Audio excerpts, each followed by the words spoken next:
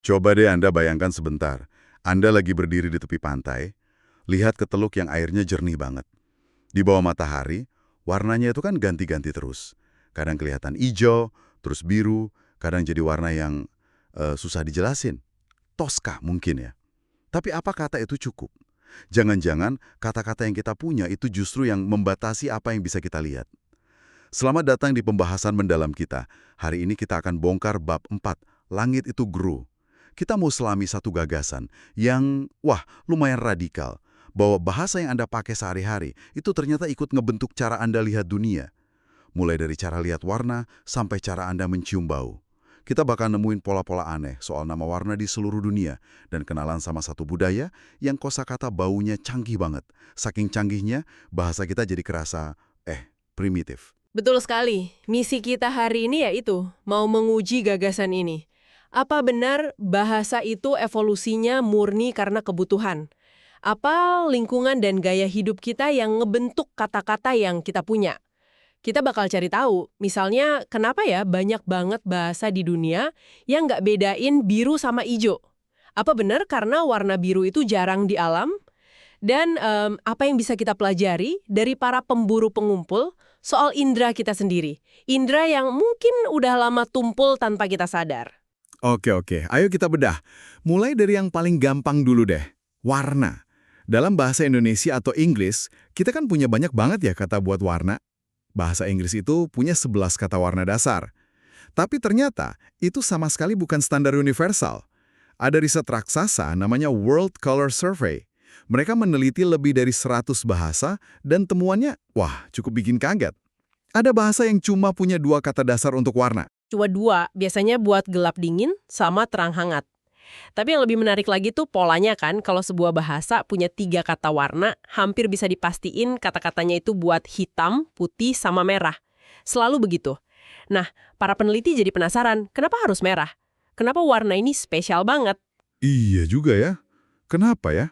Apa karena api atau matahari terbenam gitu? Gini, teori yang paling kuat sekarang itu darah. Darah itu kan universal ya. Mau Anda di lingkungan manapun, budaya apapun, darah itu selalu merah terang. Sesuatu yang fundamental banget dan sering jadi penanda, hidup atau mati.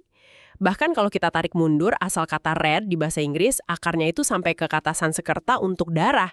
Jadi kebutuhan buat ngobrolin sesuatu yang krusial itu kayaknya yang jadi pendorong utama.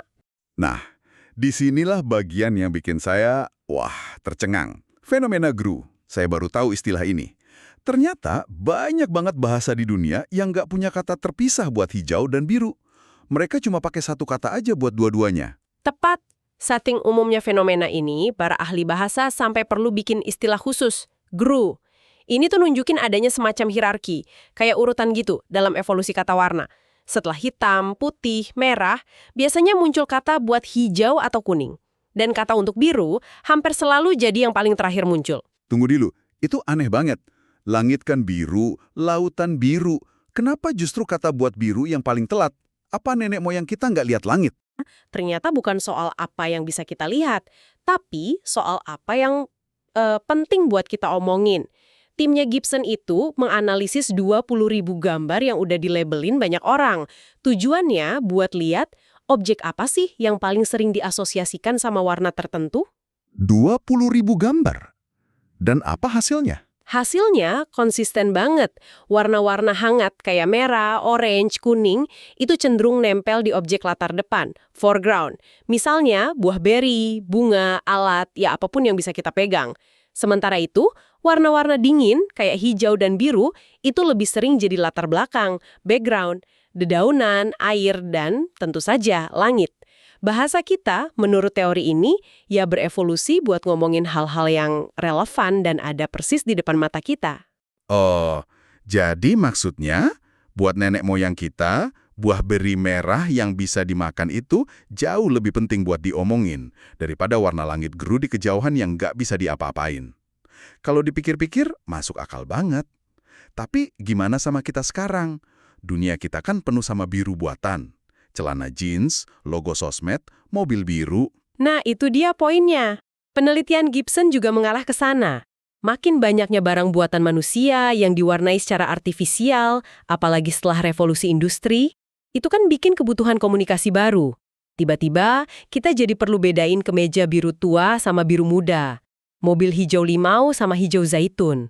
Kebutuhan inilah yang kayaknya mendorong bahasa di masyarakat industri, ya kayak kita ini, buat jadi jauh lebih presisi. Bahkan ada juga teori kalau pigmen biru di zaman dulu itu kan langka dan mahal banget, jadi ya nggak mendesak juga untuk dibikin katanya. Oke, jadi bahasa beradaptasi sama kebutuhan. Tapi ini jadi bikin mikir lebih dalam lagi. Apa artinya ini buat Anda yang lagi dengerin? Apa karena bahasa Anda punya kata biru dan hijau, Anda benar-benar melihat kedua warna itu secara beda dibanding penutur bahasa GRU? Bukti-bukti yang ada sih nunjukin jawabannya iya. Mungkin nggak drastis, tapi ada pengaruhnya. Konsep ini namanya persepsi kategoris. Coba bayangin spektrum warna itu kayak gradasi pelangi yang mulus nggak putus. Nah, bahasa Anda itu seolah-olah datang bawa gunting, terus motong-motong gradasi itu jadi beberapa kategori. Ini merah, ini kuning, ini hijau, ini biru. Dan potongan-potongan ini mempengaruhi cara otak Anda memprosesnya. Gimana cara mereka ngujinya? Penasaran saya. Biasanya di lab, peserta bakal diliatin 3 kotak warna di layar. 2 di atas, 1 di bawah. Tugasnya simpel aja, tentuin kotak mana di atas yang warnanya sama dengan yang di bawah. Kadang 2 kotak di atas itu dari kategori warna yang sama. Misalnya sama-sama biru, tapi coraknya beda dikit. Di lain waktu, 2 kotak itu melintasi batas kategori. 1 biru kehijauan, satunya lagi hijau kebiruan. Dan hasilnya? Orang lebih cepat kalau warnanya melintasi batas kategori itu. Tepat. Secara konsisten, orang lebih cepat dan lebih akurat kalau bahasa mereka punya nama yang beda buat kedua warna itu. Seolah-olah label hijau dan biru itu bikin perbedaan visualnya jadi lebih tajam di otak kita. Padahal perbedaan fisiknya sama persis. Batas bahasa jadi batas persepsi. Wow, itu detail yang spesifik banget. Di sumber juga disebut kalau efek ini lebih kuat di bidang penglihatan sebelah kanan. Kenapa bisa gitu? Nah, ini petunjuk yang kuat banget. Itu karena informasi dari bidang visual kanan Anda diprosesnya sama belahan otak kiri. Dan bagi kebanyakan orang, pusat bahasa itu adanya ya di belahan otak kiri. Jadi pas Anda lihat warna pakai sisi kanan penglihatan, informasinya langsung nyambung ke area otak yang ngurusin bahasa. Ini bukti kalau bahasa itu secara aktif ikut campur pas kita lagi melihat sesuatu. Jadi bahasa itu kayak kopilot buat mata kita ya? Bisa dibilang gitu. Bahkan ada studi lain dari Forder dan Lupien yang lebih gila lagi. Mereka nemuin kalau hanya dengan dengar kata hijau sesaat sebelum tes, akurasi seseorang bedain hijau dari biru bisa naik sekitar 10%. Bahasa seolah-olah nyiapin sistem visual Anda biar lebih pekat. Jelas banget ya kalau bahasa itu ngebentuk cara kita melihat dunia. Tapi ini jadi bikin saya mikir, kalau kita detail banget soal warna, kenapa indera lain kayaknya dianaktirikan ya? Misalnya penciuman. Kita punya banyak kata buat warna, tapi gimana sama bau? Saya cuma bisa bilang baunya kayak lemon atau kayak bensin, selalu acuannya ke sumber. Tepat sekali, kita nggak punya kata abstrak buat bau. Dan ini bukan cuma masalah kita. Selama puluhan tahun, ilmuwan di barat itu ngiranya ini keterbatasan universal manusia. Mereka pikir, otak kita emang nggak dirancang buat itu. Tapi ternyata, ini contoh klasik dari bias weird. Weird. Apaan? Itu singkatan dari Western, Educated, Industrialized, Rich, and Democratic. Maksudnya, terlalu banyak kesimpulan soal manusia yang ditarik cuma dari penelitian ke sekelompok kecil orang. Ya, mahasiswa di negara-negara barat itu. Nah, peneliti kayak Asifa Majid mulai curiga.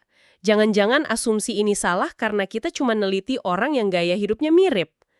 Jadi dia pergi ke tempat yang beda banget. Kemana dia? Terus apa yang dia temukan? Dia pergi ke hutan hujan di perbatasan Malaysia dan Thailand buat meneliti suku Jahai. Mereka ini kelompok pemburu pengumpul. Dan yang dia temukan itu benar-benar meruntuhkan asumsi lama. Suku Jahai ternyata punya kosakata yang kaya dan kompleks banget buat bau-bau abstrak. Kata-katanya berfungsi persis kayak kata warna kita. Contohnya gimana? Ada contohnya nggak? Kata ini bisa mereka pakai buat ngejelasin bau bunga tertentu yang wangi, bau durian matang, bau parfum, sabun, dan yang paling aneh, bau musang. Tunggu, bunga, durian, sama musang. Apa hubungannya? Katanya bau musang itu kayak popcorn mentega. Jadi old pit itu semacam kategori bau yang nyakup semua itu. Benar. Itu kategori abstrak yang nggak terikat sama satu sumber. Sama kayak kita bisa bilang kemeja, mobil, sama langit itu sama-sama biru. Mereka bisa bilang bunga, buah, dan musang itu sama-sama old peat. Mereka punya belasan kata abstrak kayak gitu. Jadi, mereka bisa masuk ke bioskop terus bilang, wah, di sini baunya old peat sekali. Itu luar biasa sih. Ini beneran ngubah cara kita mandang kemampuan indera manusia. Pertanyaannya, kenapa mereka punya itu dan kita enggak? Apa otak mereka beda? Kemungkinan besar bukan karena otak, tapi yaitu balik lagi ke soal gaya hidup dan kebutuhan komunikasi. Ashifa Majid ngelakuin studi lanjutan yang cerdas banget buat buktiin ini. Dia bandingin dua kelompok yang tinggal di lingkungan hutan hujan yang sama. Kelompok pertama itu semak beri, pemburu pengumpul. Kelompok kedua itu semelai, mereka petani. Lingkungannya sama, tapi gaya hidupnya beda. Satu berburu, satu bertani. Terus hasilnya gimana? Hasilnya telak banget. Kelompok pemburu pengumpul, semak beri, ternyata sama jagonya namain warna dan bau. Kosakata mereka buat dua indera itu sama-sama konsisten. Semua orang di komunitasnya setuju. Mereka ahli di keduanya. Nah, kelompok petani, semelai, polanya persis kayak kita di masyarakat industri. Mereka jago banget namain warna, tapi nggak konsisten dan bingung pas disuruh namain bau. Mereka bakal bilang, baunya kayak persis kayak kita. Ini ngingetin saya pernah ikut wine tasting dan ngerasa bodoh banget karena nggak bisa deskripsiin baunya, cuma bisa bilang kayak buah. Ternyata emang bahasa kita nggak melatih kita buat itu ya. Jadi buat semak beri, gaya hidup berburu itu kan nuntut mereka kenal alam banget. Kenalin tanaman beracun dari baunya, lacak hewan dari aromanya, itu semua bikin ada kebutuhan mendesak buat bisa ngobrolin bau secara presisi. Tepat sekali. Bagi mereka, bau itu bukan kemewahan. Bau itu data krusial buat bertahan hidup. Kemampuan buat bilang dengan cepat, jangan makan buah itu, baunya pius. Itu kata lain buat bau busuk. Itu bisa jadi penentu hidup dan mati. Kebutuhan inilah yang mempertahankan kosakata bau yang kaya itu. Sementara buat petani dan kemudian kita, kebutuhan itu pelan-pelan hilang. Fokus kita geser ke hal lain. Jadi, kalau kita tarik benang merahnya, semuanya ya kembali ke apa yang perlu kita omongin. Buat kita di masyarakat industri, itu warna produk buatan. Buat pemburu pengumpul di hutan, itu bau tanaman dan hewan yang nentuin hidup mereka. Bahasa dan bahkan persepsi kita itu pada dasarnya sebuah toolkit yang dibentuk oleh lingkungan dan cara kita bertahan hidup. Dan ini membawa kita ke sebuah pemikiran yang cukup meresahkan. Ada ribuan bahasa di dunia dan banyak banget yang sekarang diambang kepunahan. Waktu sebuah bahasa hilang, kita itu nggak cuma kehilangan kata-kata. Kita kehilangan seluruh cara dalam memandang dan mengkategorikan realitas. Kita kehilangan jendela untuk melihat kemungkinan lain dari pengalaman manusia. Setiap bahasa yang punah, itu kayak satu perpustakaan semesta indrawi yang terbakar habis. Ini satu pemikiran terakhir untuk Anda bawa pulang. Kalau gaya hidup modern kita ini udah terbukti menumpulkan bahasa kita untuk bau, pengalaman indrawi apa lagi ya yang mungkin bahasanya sedang kita lupakan tanpa sadar?